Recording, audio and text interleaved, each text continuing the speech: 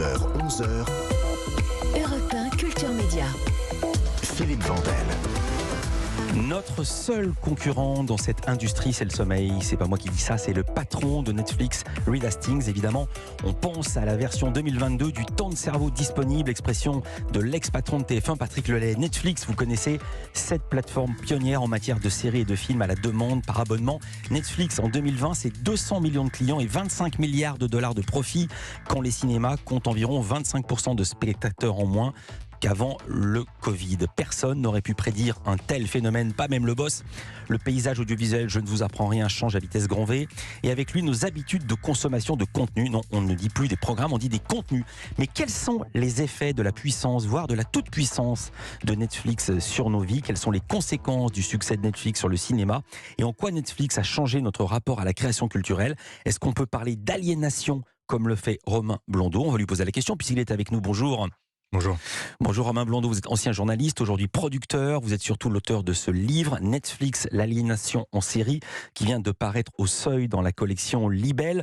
Libelle, c'est presque un pamphlet. Quel a été votre point de départ ? Le point de départ, c'est un voyage que j'ai fait dans le cadre du travail en Italie, dans lequel je me suis rendu compte, quand on marche dans les grandes villes, Milan, Rome, qu'en fait, il faut marcher des kilomètres pour trouver des salles de cinéma. Et ça m'a un peu terrifié quand on sait que l'Italie, c'est une des cinématographies les plus riches, les plus puissantes du XXe siècle, qu'elle a été productrice de d'immenses cinéastes et d'immenses chefs-d'œuvre. Et qu'en fait, elle n'a pas su résister au marché. Donc aujourd'hui, c'est un désert culturel, ce pays. On disait déjà ça de l'Italie avant Netflix. Bien sûr, oui, non, mais ça n'a fait qu'aggraver une situation. Alors au départ, Netflix n'était qu'une société de location et d'achat de DVD envoyés par voie postale. Racontez-nous la création de Netflix donc par Reed Hastings. Comment tout ça a démarré? Avec quelle idée de départ? Ça a démarré comme c'est une émanation comme une autre de la Silicon Valley. Je dirais pas que c'est dans un garage, mais en tout cas c'est une idée à l'origine assez classique. C'est un service de location physique qui appartient à cette économie préhistorique de la matérialité. C'était des DVD envoyés par voie postale et ils ont eu un coup de génie qui a été la dématérialisation. Donc ils ont créé un site. Avant ça, ils ont eu un premier coup de génie, je cite ça de mémoire, c'est que lui, il était accro à un vidéoclub. Il allait emprunter des VHS, il allait les rendre, et quand il rendait en retard, il était puni. Et il disait, mais pourquoi on est puni quand on est un bon client? Et il s'est dit, je vais ouvrir un vidéoclub sans limite de quantité. Et comme ça, les bons clients seront récompensés au lieu d'être punis. Et ensuite, c'est ce qui s'est passé. Quand est né la vidéo à la demande, vous achetiez un film, puis un autre, puis un autre, puis un autre. Si vous commandiez 4 films, il fallait payer 4 fois plus cher que celui qu'on prenait un. Et il n'y avait pas de baisse de prix. Et lui s'est dit, non, à faire un abonnement. Et comme ça, si la personne en prend 10, elle en voit 10. Si elle en prend un, elle en prend un, mais elle en a payé 10. Voilà l'idée de génie de Netflix. Ce qui est très étonnant, c'est que vous mettez en parallèle l'arrivée de Netflix en France avec les débuts d'Emmanuel Macron dans la sphère politique et l'avènement de ce qu'on a appelé la Startup Nation. Quel rapport ?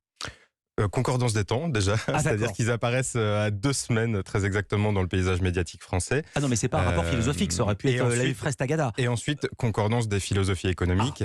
C'est-à-dire que quand Emmanuel Macron arrive à Bercy, il incarne sa politique dans un projet de loi qui s'appelle Noé, pour nouvelles opportunités économiques. On sait aujourd'hui ce qu'a été ce projet de loi. Il y a eu les Uber Files. Ce projet de loi, il avait pour objectif de faciliter l'entrée de ces nouveaux agents de l'économie numérique dans notre écosystème. Donc il y avait Uber, Deliveroo, mais il y avait aussi Netflix. Et voilà, Emmanuel Macron, il a vu dans ces startups de la Silicon Valley des nouvelles opportunités économiques et il ne s'est pas posé la question des industries existantes, il ne s'est pas posé la question des emplois existants ni des cultures existantes. C'est à Noël 2017 que la plateforme explose, en tout cas pour nous Français, avec la série La Casa de Papel. Netflix n'avait pas vu venir ce succès. C'était un succès mondial.